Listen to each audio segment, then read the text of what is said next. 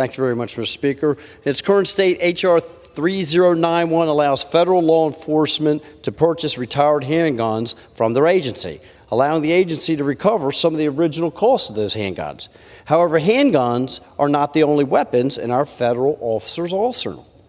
In recent years, about 30% of new firearm purchases by federal agencies were rifles and shotguns. Current surpluses also show that there are similar numbers of pistols and rifles in agency stockpiles. My amendment would allow for our law enforcement officers to purchase these weapons as well, so long as the rifle or shotgun is allowed legally for civilian use.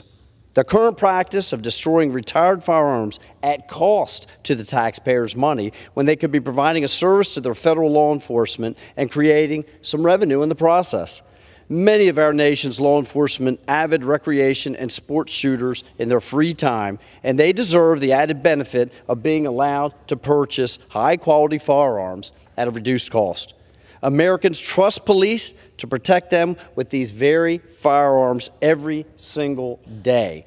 Why should these well-trained officers not have the right to defend their own family with these same weapons? I yield back. Does the gentleman reserve? Mr. Speaker, I claim the time in opposition. Does the gentleman reserves? For what purpose do you approach? I claim the time in opposition. The gentleman is recognized for 5 minutes. I thank you. Mr. Chairman, this amendment expands the types of weapons officers are allowed to purchase to include all retired firearms.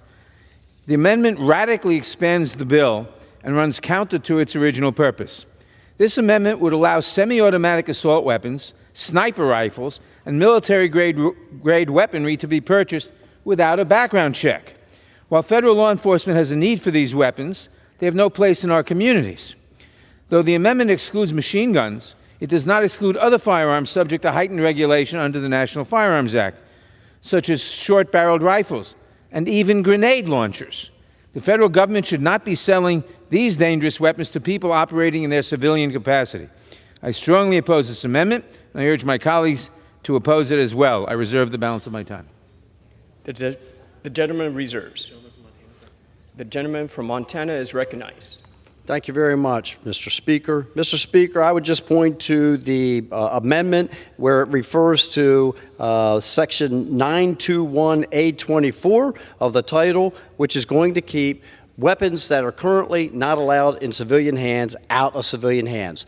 Our law enforcement officials are highly trained, and whether they're using an AR-15 or whether they're using a similar high-powered rifle with a high-intensity scope, they are trained to do such. I have lots of friends and family who use these weapons on a daily basis for sports shooting and other purposes, and our law enforcement officers, if they have served their time and they're retiring from that duty, from protecting the civilians across this nation, want to purchase a weapon that they have been utilizing for who knows how much time, they should be able to do so.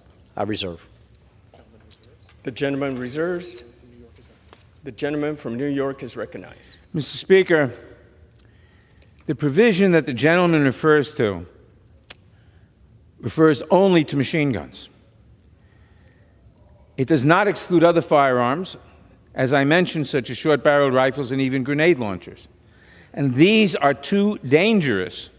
We should not be selling these dangerous weapons to people operating in their civilian capacity. And that's why this amendment is dangerous and radically changes the bill. I reserve. The gentleman reserves. The gentleman from Montana is recognized. Thank you, Mr. Speaker. And again, I would refuse to accept the premise that a grenade launcher is going to be purchased and allowed to be purchased by a former law enforcement official. That's just not realistic, and it's not true, and it's very misleading to this body.